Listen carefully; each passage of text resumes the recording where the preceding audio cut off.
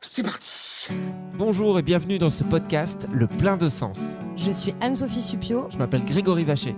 Vous êtes en quête de sens, et ça tombe bien parce que nous aussi. Ou alors vous vous posez des questions sur le sens de la vie de temps en temps. Nous aussi. Comment tu sais tout ça, toi? Dans ce podcast, on part à la rencontre de gens qui ont réussi à mettre du sens dans leur vie, figurez-vous. Quelle bonne idée. Il s'appelle comment d'ailleurs l'épisode d'aujourd'hui? L'enfant intérieur, avec Bénédicte Sillon. Merci Francine. Alors, on y va. Bonjour tout le monde. Bonjour et merci d'écouter ce podcast. On vous le dit souvent, merci. Mais pourquoi? Parce que si vous n'étiez pas là, nous on serait pas là et personne ne serait là. La planète serait vide et du coup, genre les écureuils ils feraient. Y a quelqu'un? Ben non. Y a personne. Tu vois ce que je veux dire? Voilà, je voulais commencer avec un petit peu de philosophie et j'espère que ça vous a touché. Voilà, j'aime bien des fois. En plus, c'est bien que tu parles de ça parce qu'on va parler de choses qui pour certains peuvent paraître abstraites puisqu'on va parler de l'enfant Abstraite. intérieur. Abstraite. Oui, les gens corrigeront chez eux. Ouais. Mais l'enfant intérieur, ça peut paraître abstrait, ça peut paraître comme ça. Mais qu'est-ce qu'elle me raconte celle-là On va en parler avec une psychologue déjà et non pas avec quelqu'un qui est sur Instagram et qui donne. Attention, j'ai rien contre Instagram, mais c'est vrai que des fois des gens nous donnent des vidéos sur tel thème. Alors je vais vous raconter ce que c'est ça et l'enfant intérieur et machin. Alors que c'est pas forcément des spécialistes. Là, je peux vous dire que la personne qu'on va avoir. Elle est en béton, mon pote. S'il devait y avoir la spécialiste des spécialistes. Ce serait elle, Bénédicte Sillon. Bénédicte Sillon, qu'on va avoir dans quelques instants. Et l'enfant intérieur, ouais, c'est un sujet hyper intéressant, je trouve. Et en même temps, je ne saurais pas comment le définir. C'est ça qui est dingue. Ce que je sais, c'est que des fois, tu te sens pas bien dans ta vie, tu as l'impression qu'il y a une partie de toi qui est blessée. Et ça peut venir de là, ça peut venir de trucs qui t'ont touché quand tu étais dans la toute petite enfance. Et alors, sachez que si vous voulez aller plus loin, en plus, elle a sorti un livre qui s'appelle Les blessures d'enfance, les connaître sans remettre, aux éditions MAM. Ouais. Donc, on peut aussi parler des blessures de l'enfance un petit peu avec Bénédicte, si tu le veux bien. On va suivre, on fait comme d'habitude. Hein, Et au gré du vent. Hein. On suit la conversation. Si ça dérive à un moment et qu'elle dit « Ah, vous avez vu, sur TéléZ, apparemment, Christophe de Chavannes, il aurait crevé un pneu de sa voiture. » Bon, on parle de ça, tu vois. C'est vrai que TéléZ, ils auraient vraiment fait un gros coup, là, s'ils avaient parlé de ça. Déjà, TéléZ, est-ce qu'il parle encore? Bon, on sait pas. On leur fait des gros poutous. Accueillons-la, elle est tout de suite dans le sas. Elle attend. Ah, ça y est, on n'a plus qu'à valider sur notre computer. Attention, on l'accueille, c'est parti. Bonjour Bénédicte. Bonjour à tous les deux. Bonjour, merci d'être avec nous. Surtout que voilà, on va dévoiler un peu les coulisses, mais Bénédicte est un peu malade. Tu sors d'une grippe ou tu es encore en plein dans la grippe, quoi? Ouais, mais non, ça va vachement mieux. Ouais. Mais le petit côté voix voilée n'est pas désagréable. Hein. Au moment où on enregistre ce podcast, il y a Anso aussi qui sort d'une opération. Oui, je me suis fait opérer de la gorge. On m'a enlevé une partie de la thyroïde. Et on croit vraiment que j'allais pleurer, mais c'est juste que ça a eu une petite incidence sur ma voix. Donc parfois, ma voix, elle part un peu... Ah, faut que tu ailles doucement, quoi. Ouais, un tout petit peu. T'as une cicatrice un peu comme dans... c'était quoi c'est pas un film de Tim Burton où il y a des créatures comme ça qui sont recousues? Oui, on dirait, c'est vrai, un déguisement mal fait d'Halloween. Ouais, sa tête peut tomber à tout moment. En fait, c'est pas ça. On dirait très clairement qu'on m'a offert un collier, mais qui était trop petit pour moi. Et que, quand même, pour pas vexer la personne, je l'ai porté pendant 15 jours. Il était en barbelé.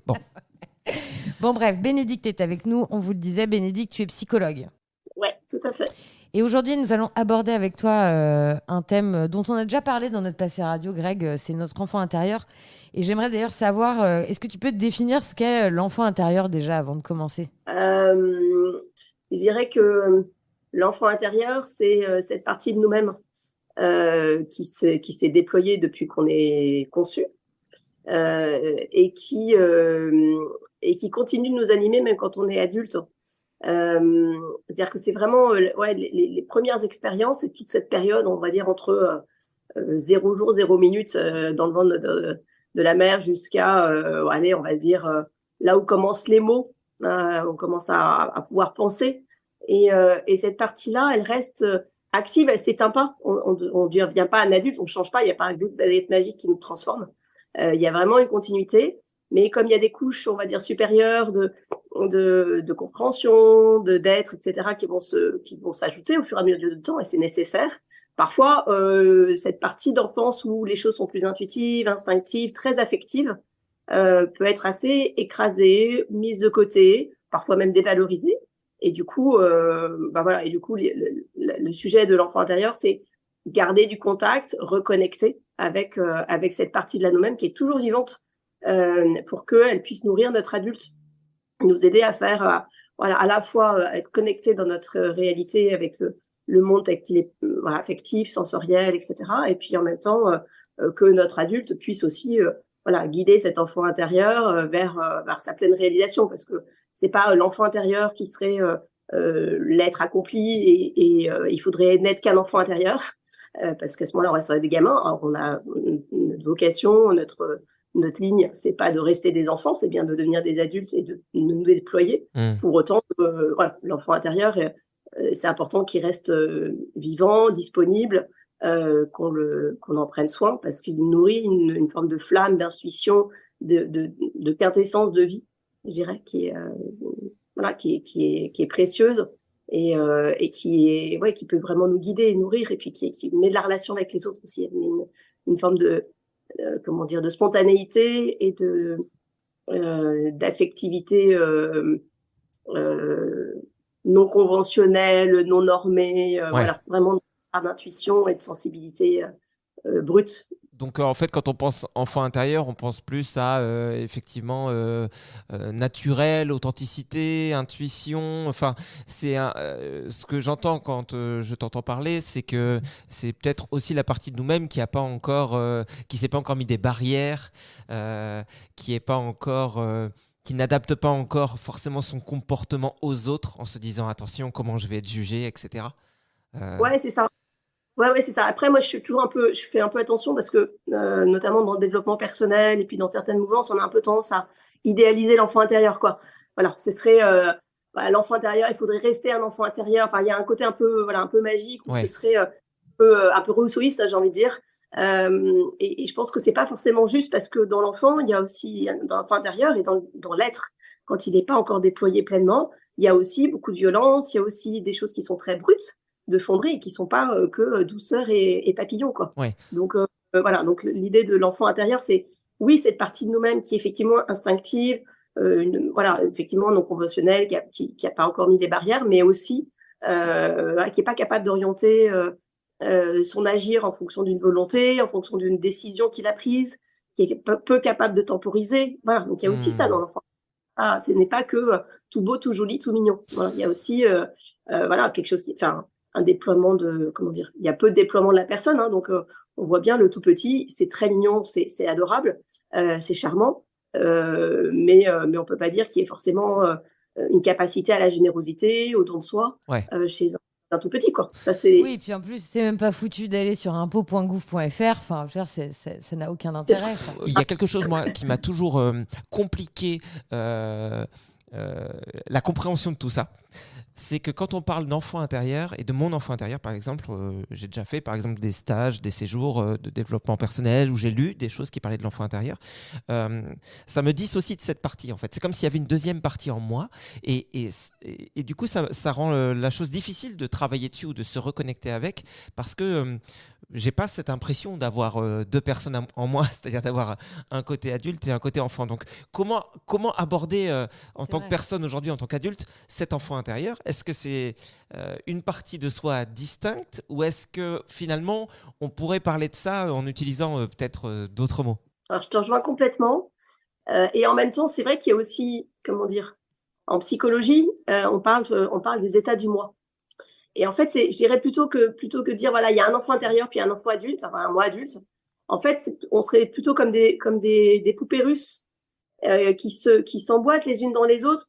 Et l'idée, ce serait peut-être qu'il y ait entre guillemets le moins d'interstice ou de vide entre ces différentes petites poupées. Okay. Tu vois, entre le tout petit bébé d'un jour, celui de 3 mois, celui d'un an, le petit garçon à l'école en CP, etc., qui est pas d'espèce de gap où on a où à l'intérieur on se dit voilà, mais en fait je suis passée j'étais dans les bras de ma mère, j'ai commencé à écrire, quoi. Okay. Avec un sentiment un peu d'étrangeté, voilà. Et c'est vrai que c'est délicat, parce qu'on voit bien, ça c'est quelque chose qu'on travaille beaucoup en thérapie et autour de comment est-ce que on permet au système interne, donc le système corps-esprit, d'avoir de la continuité dans le sentiment d'existence. Et ça, c'est vraiment important. C'est-à-dire que c'est pas juste j'arrive à parler à mon enfant intérieur, j'arrive à parler à mon adulte, si on prend par exemple l'analyse transactionnelle qui travaille pas mal avec ces choses-là, mais comment est-ce qu'à l'intérieur de moi, j'arrive à construire un sentiment de continuité, de linéarité aussi. C'est-à-dire qu'il y a un moment, et puis un autre, jusqu'à ce que je sois ce que je suis aujourd'hui, ce qui fait que là où je suis aujourd'hui, je suis en capacité de venir mobiliser telle ou telle période de ma vie de façon tranquille. Elle est dans le passé. Voilà, j'ai été un ado qui a fait des conneries, mais voilà, j'en ai appris des choses et je suis à la fois cet adulte qui a dépassé ce stade de devoir sans arrêt faire de la provoque, et en même temps, je suis capable d'aller retrouver des sensations, du contact avec cette part de, entre guillemets, de rébellion ou de non-conformisme qui est propre à l'adolescence et dont on va avoir besoin encore parce que on est un adulte que pour autant on doit n'être que dans les règles et les conventions et le mental. Ce serait triste. Enfin, on se coupe. Bah, justement, alors là, du coup, ce que tu dis m'offre une nouvelle compréhension. Donc, c'est comme s'il y avait, ça nous aidait à avoir une mémoire globale de qui on était et à pas oublier un passé parce que finalement, il nous convient plus ou que on est dans des nouveaux repères, nouvelle vie d'adulte, etc. Et que du coup, le fait de savoir vraiment de tout notre être qui on est depuis le début, ça nous permet de puiser dans les ressources qu'on a depuis toujours et puis aussi de se pardonner quelque part peut-être des faux pas qu'on a pu faire en se disant ok, aujourd'hui je le referai pas, mais c'est peut-être grâce à ça quelque part que j'ai pu comprendre des choses.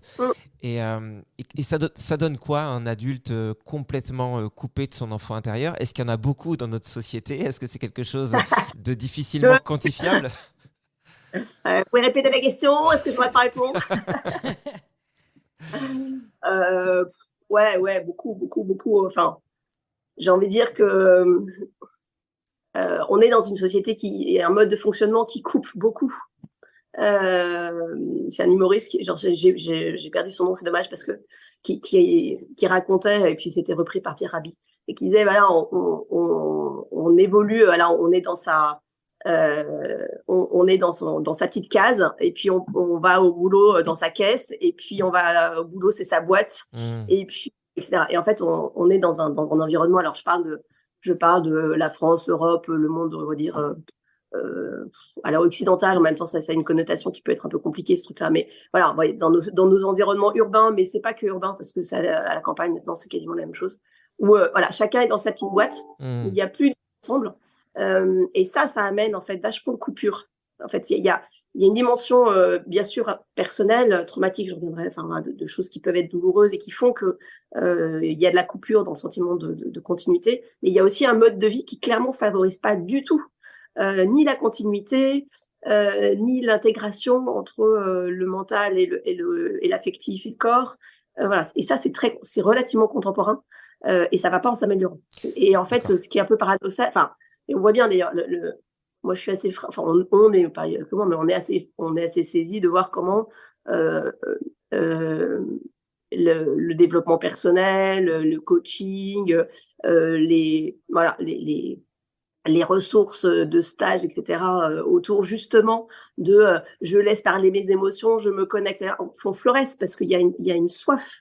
Il y a une soif énorme de nos contemporains parce que, enfin, le mental et le rationalisme font du mal. Ça nous coupe. Enfin, c'est vraiment quelque chose qui est sec, qui est aride.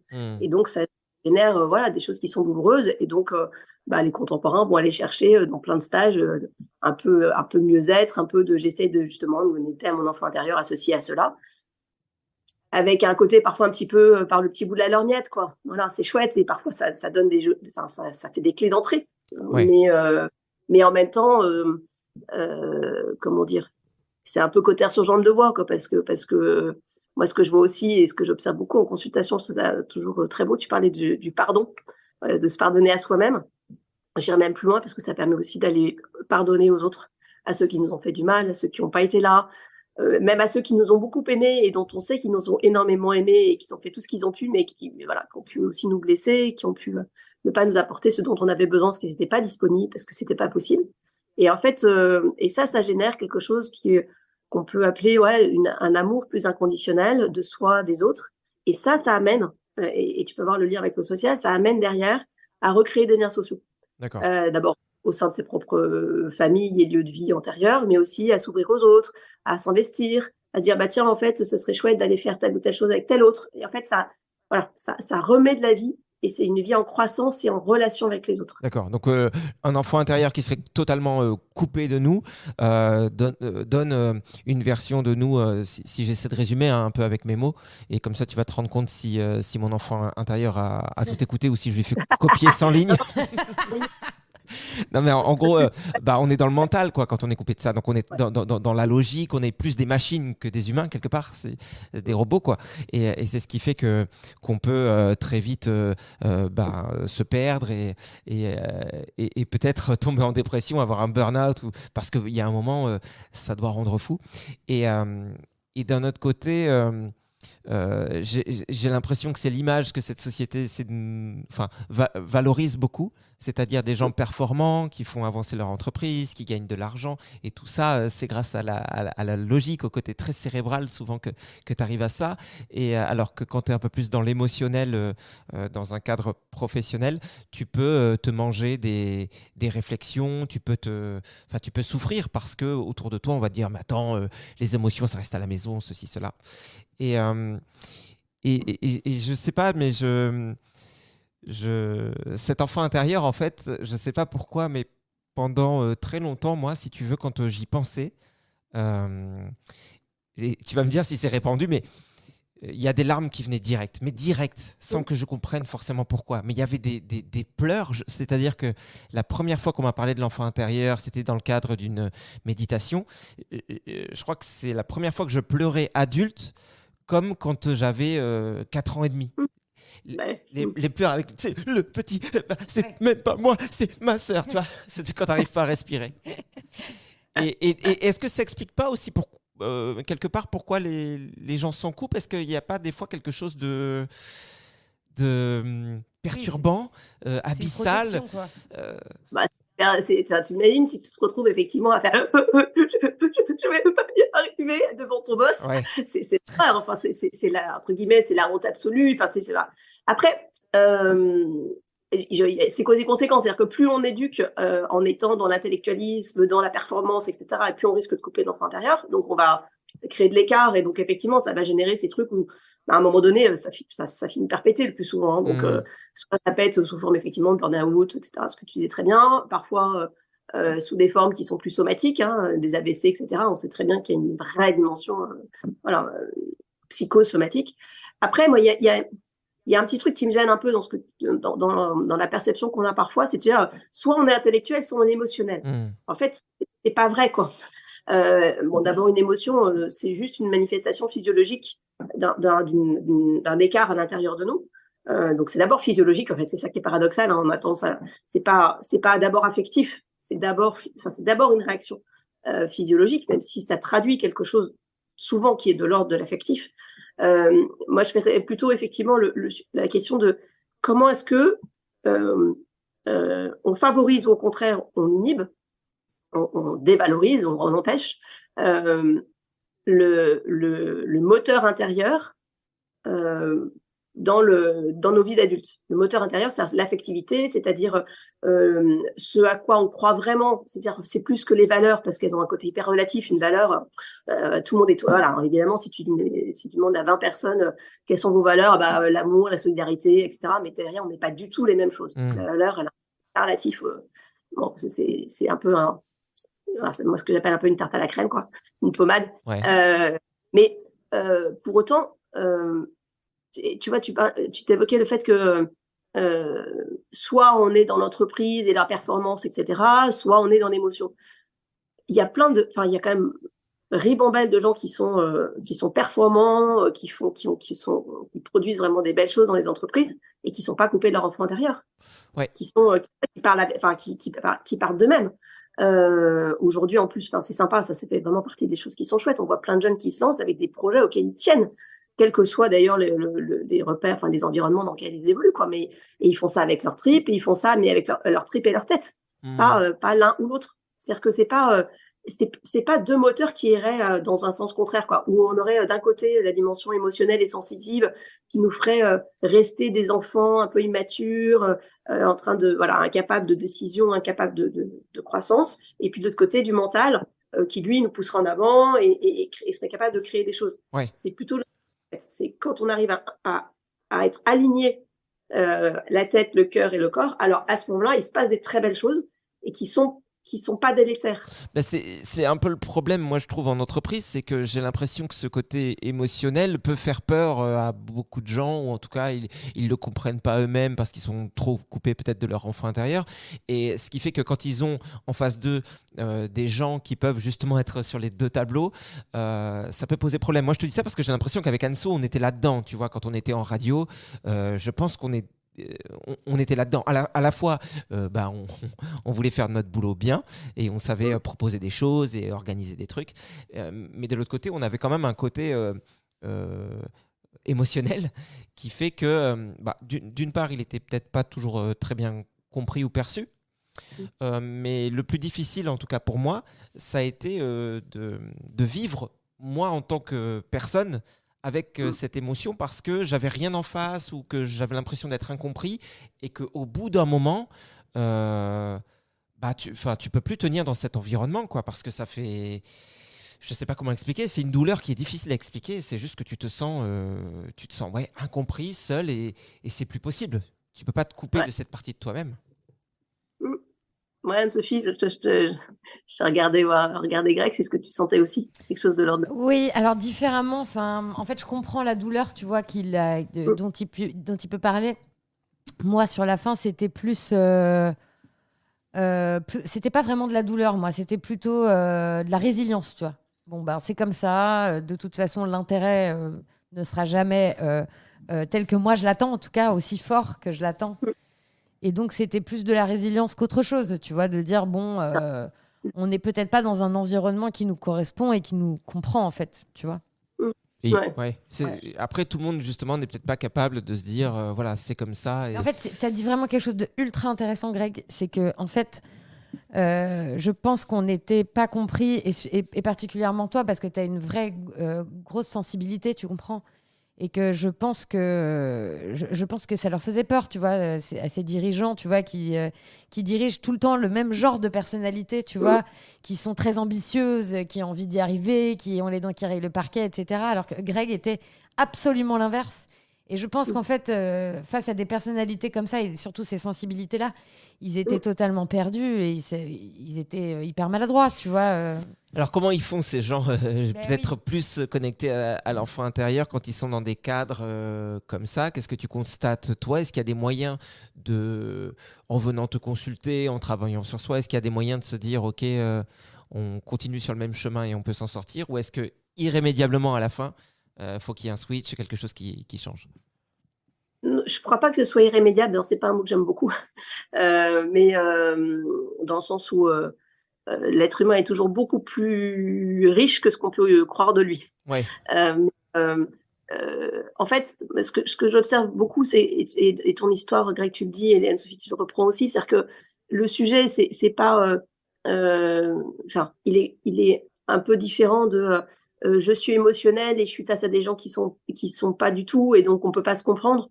C'est comment est-ce que moi je peux intégrer ma part émotionnelle, sensible, intuitive, pour qu'elle puisse être régulée.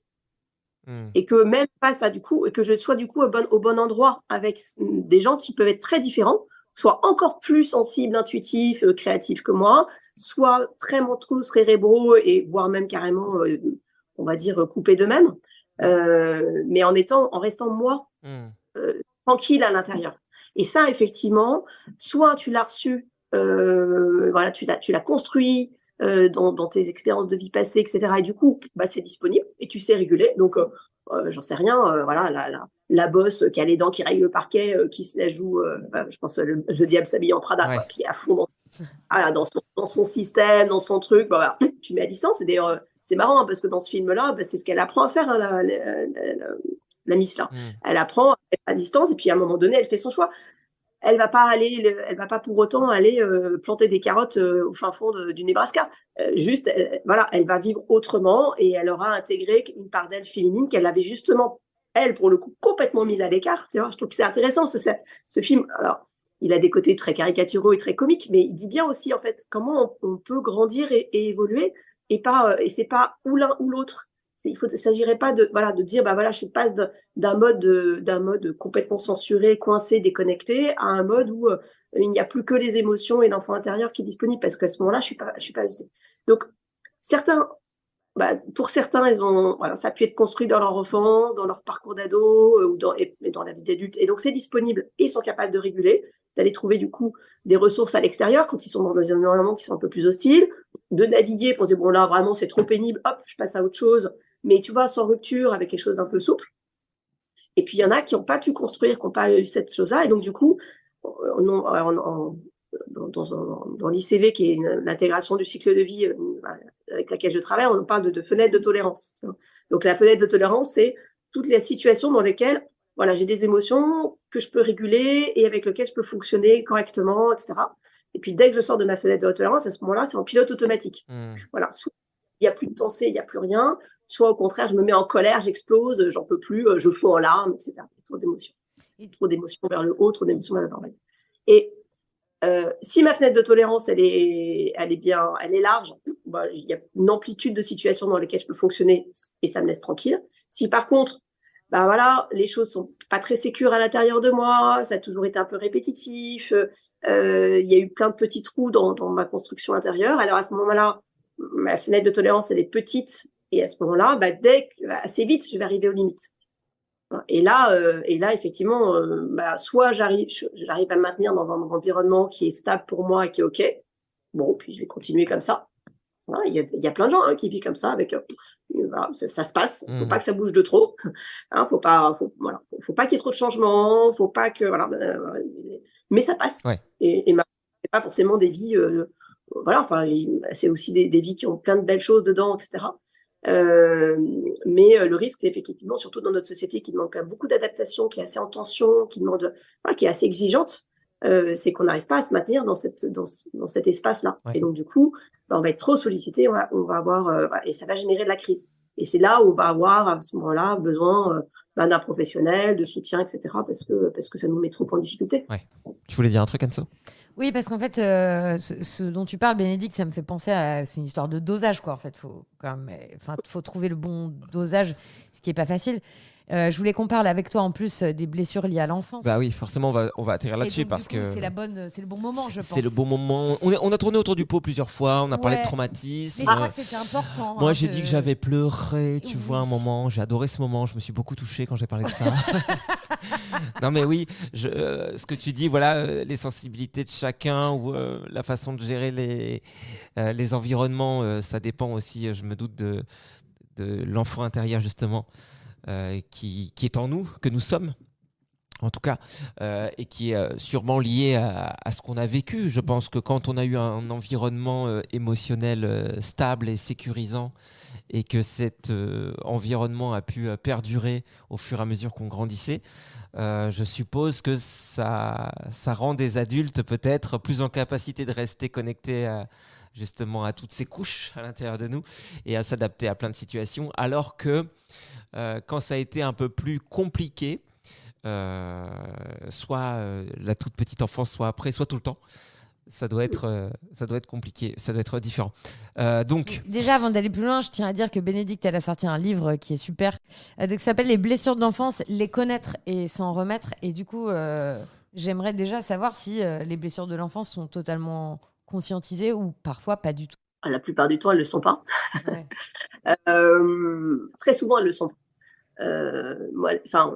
Quand une personne, un adulte vient consulter un psy, il vient consulter parce qu'il a des troubles du sommeil, parce qu'il est anxieux, parce qu'il n'arrive pas à atteindre des objectifs qu'il s'était fixés, il ne comprend pas pourquoi, et qu'il a fait déjà 3 ans de coaching et que ça ne va pas mieux, donc il se dit il y a peut-être un souci, ou parce que son coach lui dit il faudrait peut-être aller travailler avec quelqu'un d'autre que moi, parce que là, c'est plus de mon registre. Voilà. Donc, voilà, ça c'est la première catégorie. Je pense que ça fait entre 50 et 60% des demandes d'accompagnement. D'accord. Après, on a, je sais, de toute façon, alors mes parents ont divorcé, ma mère était alcoolique, mon père nous frappait, voilà. Et ça ne veut pas pour autant dire, en fait, qu'on sait la blessure. C'est-à-dire qu'on a une idée d'une cause, mais on n'est pas forcément, d'ailleurs, c'est souvent pour ça qu'on a besoin de consulter, on perçoit pas, on n'intègre pas, parce que c'est trop douloureux, parce que c'est trop dangereux, ce que cette chose-là, cette réalité-là a fait. dans ma vie. Ouais. Voilà. Et, voilà, parce que là, c'est vraiment de l'affectif. Et que oui, c'est terrorisant quand on a un papa qui lève, ou une maman, hein, voilà, ou un grand frère, qui lève facilement la main sur nous. Ou quand on ne sait pas dans quel état on va retrouver maman quand on va rentrer de l'école. D'ailleurs, accessoirement, tous les autres petits copains, ils ont une maman qui vient à la sortie de l'école, et puis maman, alors qu'elle est à la maison, qu'elle ne travaille pas, elle ne vient pas à la sortie de l'école. Donc tout ça, c'est des petits coups au cœur. Mais comment dire, on peut savoir qu'il y a ce problème-là, que cette difficulté-là. Aujourd'hui, en plus, la psychologie est quand même hyper répandue, donc on sait qu'a priori, c'est quand même un truc qui peut être un peu compliqué. Mais pour autant, on ne réalise pas forcément, on ne touche pas du doigt, on n'a pas forcément réussi à intégrer la dimension affective. Voilà. C'est pour ça que j'ai travaillé là. On a plein de choses aujourd'hui qui existent sur qu'est-ce qui se passe quand on a vécu telle ou telle adversité. On a des études assez consistantes aujourd'hui qui montrent que plus un enfant a vécu d'adversité dans la vie, alors quand on met adversité, ça va depuis la guerre, le kidnapping, en passant par bien sûr ce dont on en parle enfin beaucoup, l'inceste, les abus, etc. Mais aussi des carences et des négligences. Plus un enfant en a vécu et en a vécu tôt, de façon répétée et grave, et plus on a de risques. Alors c'est du risque, c'est pas du cause-conséquence. C'est pas parce que mon père m'a battu que pour autant je vais être malheureux toute ma vie. Merci. Enfin, voilà, et inversement. Donc, et c'est pas parce que j'ai eu une enfance dite heureuse que pour autant je vais être un adulte dit heureux. Je pense qu'il faut faire gaffe à des choses qui seraient qui pourraient être très culpabilisantes en plus.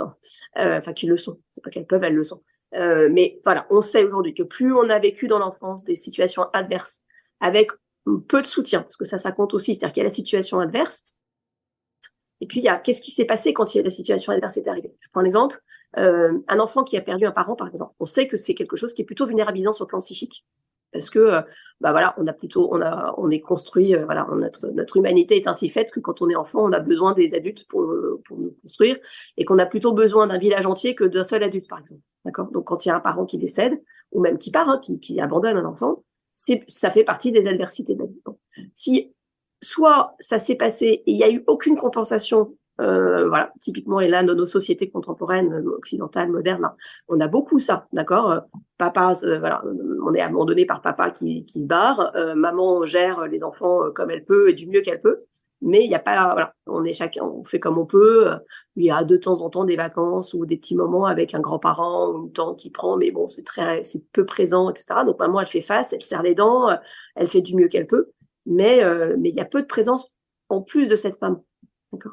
Et ça va pas faire la même chose que si dans la même situation, on est dans un village ou dans une communauté, dans des quartiers, il y a des quartiers qui sont hyper solidaires et où du coup, ok, il n'y a pas de papa, mais il y a entre guillemets 3 autres papas qui vont prendre le relais, qui vont emmener le gamin à faire du foot, qui vont soutenir la maman pour qu'elle soit pas toute seule à faire un déménagement, etc. Et ça fait pas la même chose. Voilà. Donc c'est ça qui est aussi important, c'est-à-dire qu'il y a les événements de vie, et puis il y a la façon dont ces événements de vie sont vécus et qui concernent pas que l'enfant et entre guillemets son premier cercle, est beaucoup plus large que ça. Et c'était aussi pour ça que j'avais vraiment envie d'écrire ce livre de cette manière-là, c'est dire, mais en fait, on est, nous, en tant qu'adultes, et ça va rejoindre un peu le propos qu'on évoquait tout à l'heure, on est aussi tous co-responsables des enfants qu'on côtoie.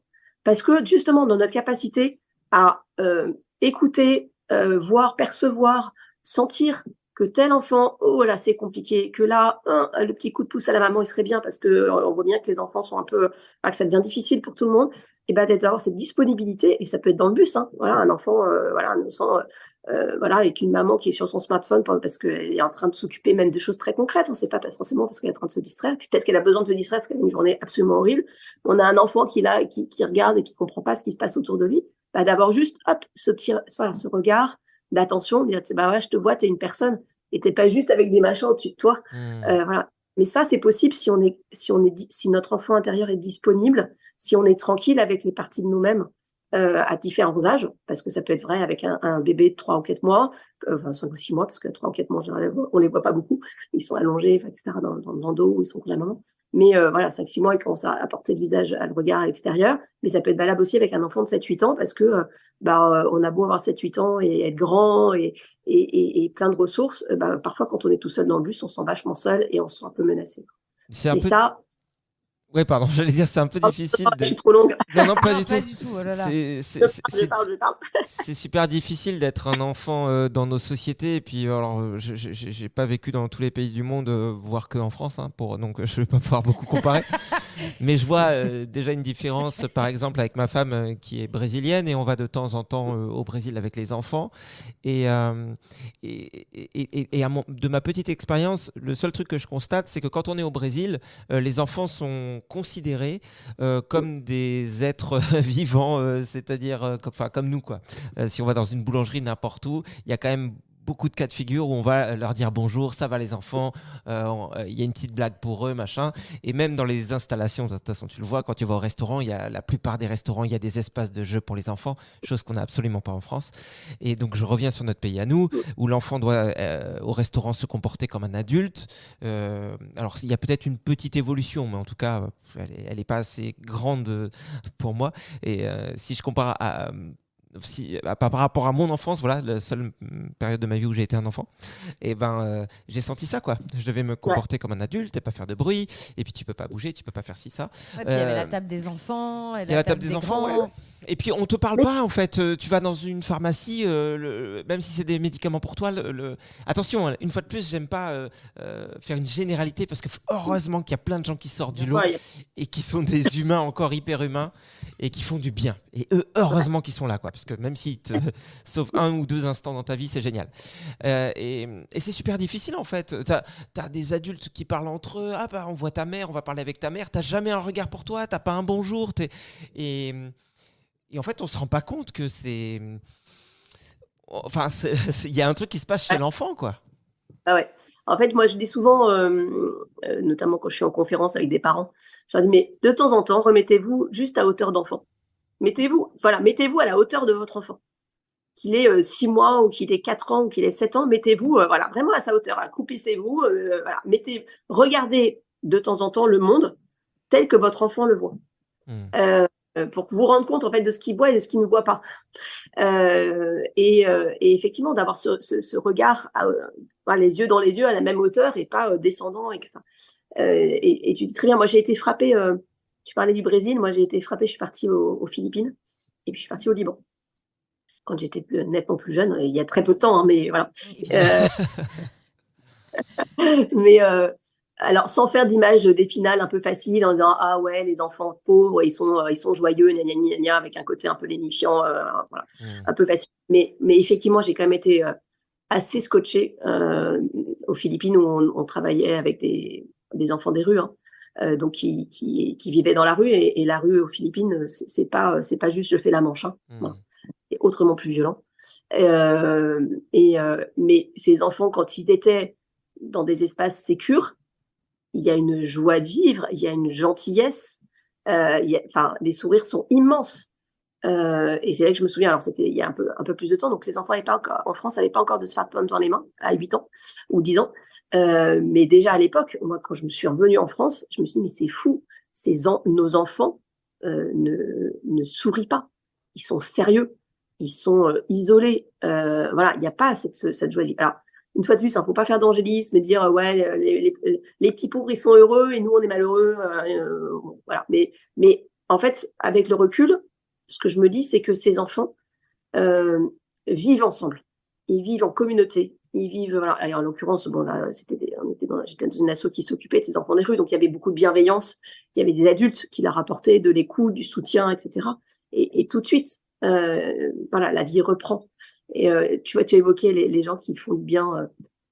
C'est Cyrulnik qui en parle super bien. Il évoque plusieurs situations comme ça d'enfants qui avaient vraiment des vies à la maison qui étaient compliquées et douloureuses, mais où le chauffeur de bus, le jardinier, qui est vu tous les jours et qui tous les jours a ce petit mot d'attention, permet de tricoter ce qu'il appelle la résilience, ce qu'on appelle la résilience. C'est d'ailleurs quelque chose qui permet de vivre par-delà ou malgré la souffrance. Voilà. Ça fait pas la guérison. La résilience, c'est pas avoir réparé, mais ça permet de tenir dans l'adversité. Voilà. Et de passer de passer le temps d'adversité pour tenter derrière de vivre autre chose, une autre situation. Mais je trouve, tu vois, je parlais de notre époque, mais je trouve qu'aujourd'hui encore, je le vois maintenant que j'ai des enfants qui ont 5 et 7 ans, quand je suis à l'école, je vois bien qu'il y a encore ces gens qui sont à peu près de ma génération, qui ont dû grandir dans ces conditions-là, c'est-à-dire que c'était des enfants qui accompagnaient l'adulte, mais qui devaient s'occuper tout seuls et faire leur vie d'enfant et pas trop déranger les adultes, mais qui n'étaient pas dans des vraies interactions avec les adultes, qui aujourd'hui reproduisent ça avec leurs enfants de manière peut-être moins violente je pense qu'il y a quand même du mieux par rapport à eux, mais ça reste encore pas ça du tout. Et en fait, je me dis, est-ce que vraiment on va pouvoir changer ça? La personne qui nous écoute là peut forcément se dire, tiens, oui, je peux faire mieux à tel ou tel niveau. Oui, tiens, peut-être que je prends pas le temps de discuter vraiment avec mon enfant parce que le soir, j'ai ça à faire. Et attention, je remets pas ça en question. Évidemment qu'on a tous plein de trucs à gérer, mais voilà, je me demande des fois, c'est un peu vertigineux. J'aime bien ce mot aujourd'hui, mais quand je vois ce qui se passe autour, on peut ressentir ça pour tout, hein, pour l'écologie, pour tous les sujets. Et des fois, on regarde autour de nous et il peut y avoir un côté finalement plus stressant qu'autre chose de se dire, oula, mais tout ça fait trop mal et comment est-ce que je fais? Bon, on le sait de toute façon, hein, c'est aussi l'idée première de Pierre Rabhi, en tout cas celle que la plupart des gens ont retenue, c'est ce travail de colibri. Voilà, on peut faire chacun notre part, ça c'est sûr. On a ça à faire, tu sais, je crois vraiment. Ouais. Je crois qu'il faut être simple. Ouais. On a tous, à la fois, on a tous envie de révolutionner la planète, de changer, etc. Et d'une certaine manière, il faut pas éteindre cette flamme-là, parce que c'est elle qui nous donne la force d'avoir justement cette action du colibri. Si tu vois, c'est-à-dire que et c'est là où l'adulte est aussi important. C'est ma capacité d'adulte à dire, ok, c'est vraiment important. Je peux pas juste me contenter de reproduire des journées indéfiniment les mêmes. Voilà, parce que si je fais ça, en fait, je meurs. Je m'éteins moi-même et puis j'éteins toute vie autour de moi. Mais voilà, donc c'est important que je contribue à transformer le monde. Mais je vais sortir de mes rêves de grandeur et je vais accepter que non pas je fasse juste mon petit truc dans mon coin, mais juste que je sois là où j'ai été plantée, où je me suis mis, et que de là, je vais pouvoir faire pousser quelque chose. Je vais pouvoir irradier, rayonner. Mais tu vois, je pars de moi. Et je pars de moi à l'intérieur. Voilà, mais pour partir de soi à l'intérieur, il faut encore que je sois connectée au moi à l'intérieur. Ouais, mais c'est pour ça que je voulais aussi Anso, de toute façon, c'est qu'on en a parlé plusieurs fois ensemble, mais c'est pour ça qu'on voulait parler de l'enfant intérieur, parce que je pense aussi qu'il peut y avoir un côté fatigant à cause des réseaux sociaux, des choses qu'on voit là-dessus, parce qu'aujourd'hui, tout le monde se veut spécialiste de n'importe quel sujet, parce qu'ils ont lu les 4 accords Toltec, ça y est, ils ouvrent un cabinet, ça y est, demain, vous serez éveillés. Moi, j'ai eu ça, j'ai fait de la thérapie de couple à un moment. Et la thérapeute nous avait dit, au bout d'1 heure de consultation, vous devriez lire les 4 accords Toltec. Je me suis dit, attends, c'est sérieux? J'ai dit, attention, parce que toi, si t'es allé chez Nature et Découverte, j'y suis allé aussi. Hein, c'est gentil, on aime bien Don Miguel, mais bon, je pense que c'est vraiment pas la lecture la plus secrète qu'il y a en ce moment. C'est avec cette thérapeute où ta femme avait pété un plomb, elle était partie? Non. Ah non, il y en a eu une autre après, mais non, c'était une autre. Vous avez eu du mal à trouver quelqu'un. Franchement, on va hyper bien depuis qu'on a arrêté de voir les thérapeutes. Il y a eu le confinement, on s'est retrouvés, puis voilà, ça a marché. Bref, tout ça pour dire que c'est hyper important. Mais tu vois, alors peut-être qu'on dérive un peu du sujet, mais ton point de vue de psychologue m'intéresse là-dessus pour finir. En fait, j'ai un peu peur de l'humain de base, parce que j'ai l'impression que c'est facile pour nous de pointer du doigt les autres. Donc, quand tu es pauvre, tu peux pointer du doigt les riches. Pourquoi est-ce qu'ils ne partagent pas? Quand tu es quelqu'un d'absolument oublié par la société, tu peux pointer du doigt quelqu'un qui a beaucoup de notoriété en disant « Mais regarde, il devrait se servir de son influence pour faire ceci, cela. » Et j'ai l'impression quand même que dès que l'humain a du pouvoir, je le trouve inquiétant, parce qu'on a tous du pouvoir quand on réfléchit sur quelqu'un, et je parle de ça parce que le rapport adulte-enfant peut me rappeler le rapport riche-pauvre ou politique et personne lambda. C'est-à-dire que nous, on est là, on a plus, et puis, ou la société patriarcale, hein, évidemment, les hommes par rapport aux femmes. On est là, l'adulte, avec on est plus grand en taille, on a plus de force physique, on a la capacité de dire toi tu sors, tu arrêtes, tu fais ça, alors qu'un enfant qui veut prendre le dessus, il n'y arrivera pas. Et quelque part, est-ce que le rapport adulte-enfant, c'est pas juste des gens qui abusent de leur pouvoir en fait, plus que des gens qui veulent comprendre l'autre et accepter que c'est un enfant et que du coup il a des codes différents, mais que pour le comprendre et entrer en relation, il va falloir faire des efforts. Ouais, je te rejoins bien volontiers. Et tu vois, ça me fait penser à un lecteur qui m'a fait un feedback sur le bouquin. Ça m'a hyper touchée. C'est un monsieur, pourtant, c'est vraiment, je le connais un peu, et c'est un monsieur qui est très doux, voilà, qui a 70 ans, quelque chose comme ça maintenant, mais qui est un grand-père. Et il m'a dit, mais ce livre m'a fait du bien parce que en ce que il m'aide à être plus doux avec les enfants. Mmh. Tu vois, et je me dis, en fait, et j'ai été hyper touchée parce que je me disais, j'ai pas écrit ce livre pour ça, mais en même temps, il y avait vraiment ce désir au fond dans l'écriture de dire, mais si je comprends, si je connais un peu mieux ce qui se passe comment ça fonctionne dans la tête d'un enfant que j'ai été et qui est encore chez tous les enfants qui sont en âge d'être enfants, alors à ce moment-là, je peux mobiliser justement mon intelligence, ma volonté d'adulte pour me mettre à ce niveau-là. Bien sûr que chez l'humain, il n'y a pas que du bon. Voilà, on est une humanité blessée. Voilà, la perfection n'est pas de ce monde. Voilà, donc on a forcément des tensions. Alors, on va dire, voilà, selon son système de croyance et de référence, on ne va pas le nommer pareil, mais c'est évident. Enfin, je veux dire, on va pas se voiler la face sur le fait que on n'est jamais à l'abri et on est toujours tenté par des choses qui sont mauvaises, qui sont égoïstes, qui sont mortifères, qui sont délétères. Donc oui, c'est toujours un risque. Mais qu'est-ce que je vais choisir de nourrir?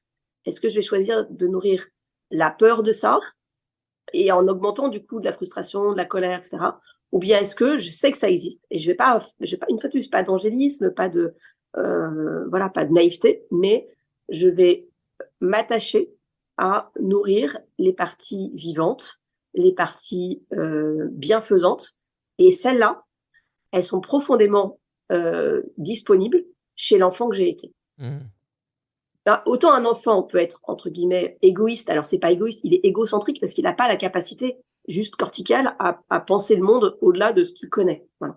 Il n'a pas la capacité à se représenter, c'est pas qu'il veut les choses pour lui, c'est que il n'est pas en capacité de comprendre que s'il prête son jeu, on va le lui rendre. Ça, c'est l'expérience et c'est la contenance des adultes qui va lui permettre petit à petit de toucher ça, voilà, et d'intégrer que on peut prêter un jeu et qui nous sera restitué, qui va pas disparaître pour autant. Tu vois, c'est des choses comme ça. Mais soit je fais comment dire, le pari de la méchanceté de l'homme, et à ce moment-là, je me replie sur moi. Et à ce moment-là, je m'enferme et je génère ce que j'ai décidé. Oui, c'est ça. Et je suis aussi, je suis l'exemple même de ce que je dénonce, parce que forcément, exactement, quand on est nourri par je fais le pari de, ok, voilà, la méchanceté, le mal, voilà, existe. Mais j'essaye, moi, d'être la petite fleur dans le bitume, le colibri, etc. Parce que je sais que parce que je connecte aussi avec cette réalité-là, que on est profondément habité par un désir de vie. Ouais. Parce que sinon, on se serait pas emmerdé, excusez-moi, mais on se serait pas emmerdé à vivre 365 jours fois 10, 15, 20, 40, 50 ans. Je veux dire, tu vois, s'il n'y en avait pas ça à l'intérieur de nous, mais qu'est-ce qu'on fout? Enfin, on serait pas ici. Ouais.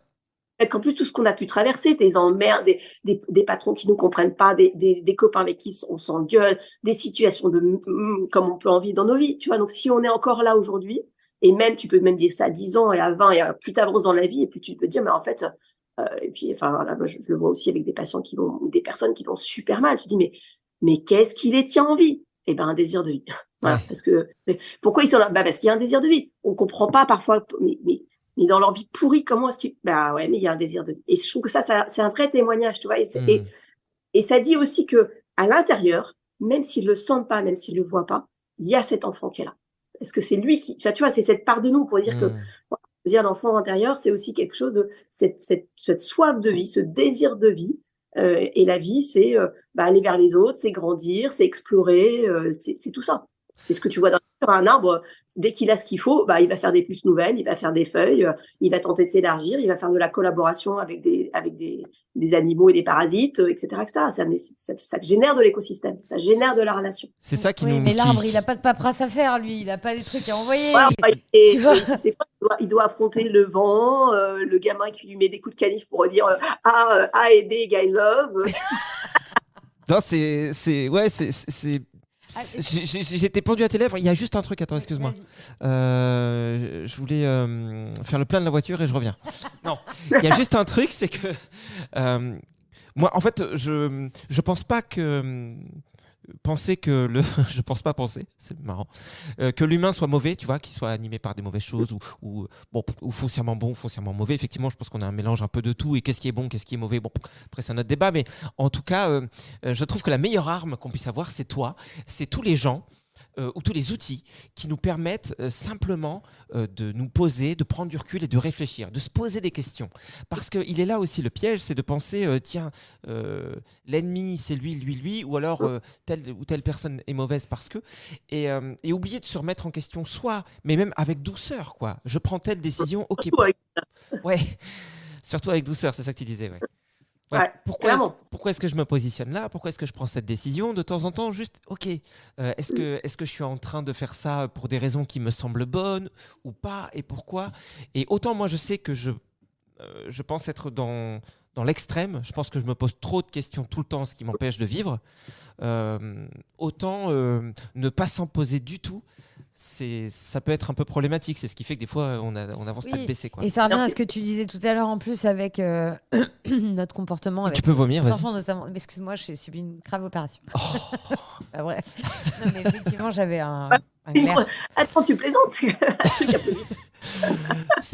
En plus, elle a fait ça, elle a pas fait ça à l'hôpital, hein, c'est des cousins pour 15 €. Mais ça revient exactement à ce que tu disais tout à l'heure, pour ne pas reproduire ce côté-là, ces comportements avec l'enfant où on lui impose non seulement des tais-toi, va te coucher, mange à telle heure et des idées aussi, des points de vue, quoi. On leur brûle le crâne avec ça. Si tu te poses pas de questions, tu reproduis juste des schémas qu'on t'a imposés toi-même. Alors comment dire aux gens, posez-vous des questions, il faut de la psychologie obligatoire, quoi. Ouais, il faut un peu de psychologie, mais et vraiment de la psycho, et pas du boogie-booga. Voilà. Après, il y a les 4 accords Toltec qui remplacent un psychologue. Hein. Il suffit de le dire plein de fois. Non, mais j'ai rien contre les 4 accords Toltec. Ils disent des choses qui sont très, très précieuses, mais c'est des. Mais je suis d'accord, ouais.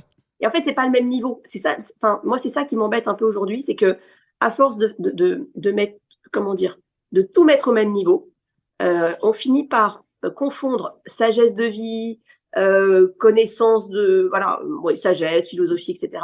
et psychologie, c'est-à-dire processus psychique et réparation psychique. Qu'aujourd'hui, on sait super bien faire aujourd'hui. Alors, on ne sait pas tout guérir. Hein. Il y a une nana qui a écrit « On peut tout guérir ». Moi, je dis restons modestes. Hein. Ouais. Voilà, on essaye de réparer, on améliore des choses, on essaye de mieux vivre avec, on essaie de rouvrir des perspectives, c'est déjà pas mal. Voilà. Et je sais pas très bien ce que c'est de guérir à fond les ballons. Enfin voilà, c'est un vrai sujet, une vraie question. Mais oui, comment dire, de la même manière, j'ai envie de dire que manger équilibré, prendre des probiotiques, etc., ça fait du bien à la santé, ça fait de la prévention, très bien. Mais quand on a un cancer du pancréas ou du foie, à un moment donné, on est bien content d'avoir des choses qui vont un petit peu plus loin que les huiles essentielles, etc., nonobstant l'intérêt que ça peut avoir. Mais vous voyez, c'est un peu la même chose, c'est-à-dire qu'il y a ce qui fait du bien dans l'absolu, ce qui est plutôt intéressant et qui permet de nourrir un peu. Et puis, il y a la compréhension assez large qui permet d'aller poser des actes de réparation, de soins dont on peut avoir besoin. Même si on fait beaucoup de psychopédagogie, nous, on en fait énormément. Moi, je disais, il y a quelques années, je me disais, mais c'est fou quand même, j'ai l'impression de passer 70% de mes consultations à faire juste de la bon sens thérapie, quoi. C'est-à-dire de mettre les choses à l'endroit. C'est-à-dire, on mange, on dort, on fait autre chose que d'être sur son ordinateur, on mange pas devant un écran. Enfin, voilà, j'ai l'impression de passer beaucoup, beaucoup de temps à ça avant de pouvoir commencer à faire de la vraie psychologie. Donc, on continue à faire beaucoup ça tous, mais on fait pas que ça. Et puis, ça fait partie de quelque chose qui est plus large, qui s'appelle créer de la confiance, créer du calme, ouvrir des espaces de justement dialogue.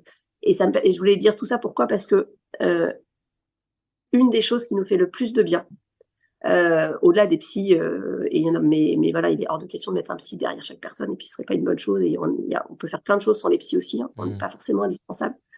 Mais une des choses qui vraiment fait du bien à chacun d'entre nous, c'est de passer du temps avec des gens qui sont calmes et tranquilles.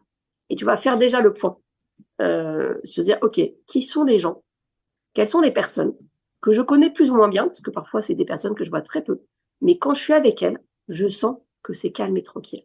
Je ressors de là, on n'a pas forcément fait des grandes discussions, on n'a pas forcément fait des grandes choses, mais quand je sors de là, il y a quelque chose qui s'est posé, il y a quelque chose qui s'est détendu, qui s'est adouci. Et bien ces gens-là, cultiver la relation avec eux. Donc mon dealer, alors, je vais noter. Pardon. Calme et tranquille quand tu vois ton dealer, bah t'as de la chance parce que...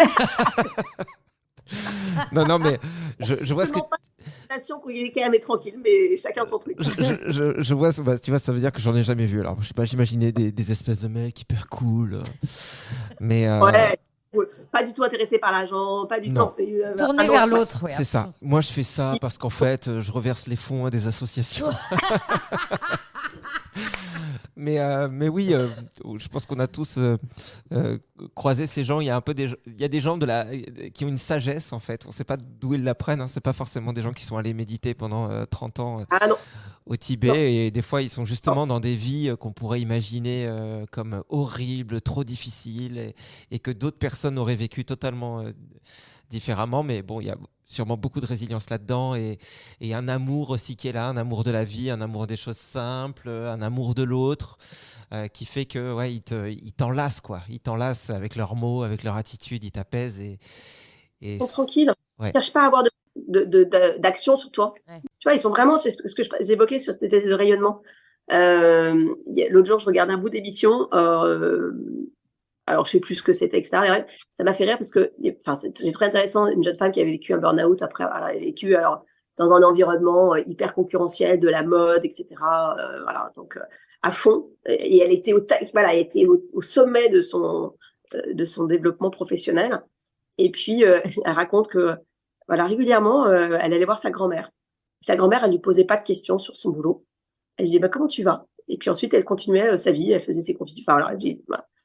Et en fait, elle raconte comment, régulièrement, comme ça, elle est allée voir sa grand-mère. C'est clairement une personne qui a mis tranquille dans sa vie, c'est une personne ressource. Et puis, quand elle a craqué, elle est allée chez qui? Elle est allée chez cette grand-mère. Et alors, je sais pas si elle a fait une thérapie que ça, je passe à l'enjeu, mais clairement, vous voyez, tu vois, c'est vraiment ce truc-là de dire, mais en fait, voilà, amour acceptation inconditionnelle, t'es là. Ma fille, je pense qu'à l'intérieur, la grand-mère, elle disait, mais complètement à l'ouest, ma petite fille, elle est complètement à côté de la plaque. Mais elle n'est pas cherchée à la convaincre que ce qu'elle faisait, qu'elle était en train de se faire du mal, que elle la connaissait pas, que je sais pas comment. Juste, et ça va? Ah, ça t'intéresse? Ok. Alors, tu vois, juste tranquille. Et ça on en a vraiment besoin. Mais ça nécessite d'être tranquille à l'intérieur de soi. Ouais, et donc, c'est suffisamment tranquille avec son enfant intérieur. Et on revient sur cette question-là et te dire, en fait, voilà, je suis pas sûre que cette grand-mère, elle ait fait 60 ans de psycho et effectivement 25 stages de méditation. Juste, elle était.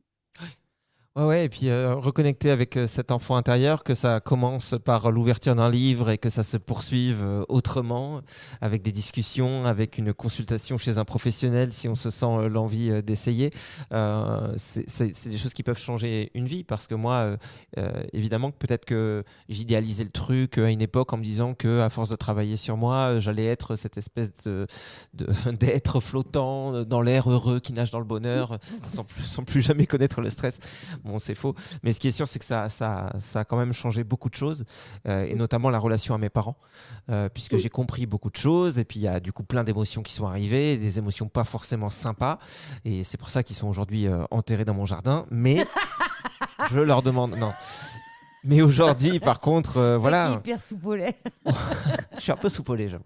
Non, on a parlé de plein de choses, et puis eux aussi, ils ont pu comprendre plein de trucs, et tout s'est apaisé. Et puis, on revient sur ce que tu disais au début aussi, ça permet de on apprend à se pardonner soi et pardonner aux autres sincèrement. Pas juste dire pardon, mais comprendre un petit peu tout. Et ça, c'est des clés aussi qui nous aident, même dans notre relation à l'autre, tout court.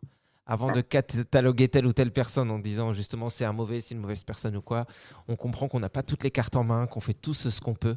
Et quand on arrive avec plus de compréhension, d'apaisement, de bienveillance, ça change notre vie, quoi. Et si ça change notre vie, ça doit changer un peu celle des gens autour, et ça, c'est cool. C'est trop beau ce que tu dis. J'ai pas écouté ce que j'avais dit. Bon, en tout cas, merci beaucoup d'avoir été avec nous, parce que franchement, je crois qu'on t'a retenu peut-être un peu. Non, ça va, 1 heure? Ouais. C'est bon. 1 heure pour une personne grippée, je vais te dire, elle a fait beaucoup. 0 faux pas, Bénédicte. Elle a été super. Je rappelle quand même son livre, Les blessures d'enfance, les connaître et s'en remettre. Et puis, on va se faire des gros câlins. C'était un super plaisir de. Ça veut rien dire. C'est un super plaisir de parler avec toi. Ah non, si, c'était vraiment un trop chouette moment. Et puis c'est sympa d'être avec des gens qui sont vivants et qui sont pleins de bonne humeur. Ça fait un bien fou. Après, vivant, je te rappelle que je me suis fait opérer. Oui, et puis bonne humeur, je te rappelle qu'on a un dealer. Et là, il est quand même bien là. Ouais, ça va, on est encore en forme, mais tu vois, c'est ce qui nous tient, nous, pour le coup, c'est les rencontres, et même si elles se font à travers un ordinateur, c'est nourrissant toujours. Et donc ça fait du bien, et on espère que les gens ont passé un agréable moment. Si c'est le cas, n'hésitez pas à le dire sur les réseaux sociaux pour qu'on devienne riche et connu et qu'on puisse s'acheter des Porsche. C'est notre objectif de vie. Merci beaucoup en tout cas Bénédicte, et puis j'espère à très vite. Ouais, très bientôt, j'espère aussi. Merci à vous tous de nous avoir suivis, et sachez que vous pouvez nous soutenir. Ça se passe sur Tipeee, T-I-P-E-E-E. Vous allez sur le site, vous tapez le plein de sens et vous pouvez nous donner 1 euro, 5 euros, 10 euros, 100 euros, 1 milliard de dollars, comme vous voulez. Ce qu'il faut savoir, c'est que vous êtes notre seule source de revenus. Donc notre avenir est entre vos mains. Merci par avance. Et merci par retard aussi pour ceux qui nous ont donné, qui on n'a pas dit merci. Et bien à vous. À vous également. Au revoir. Cordialement. Ah oui, je l'avais oublié lui. Je l'oublie tout le temps, cordialement.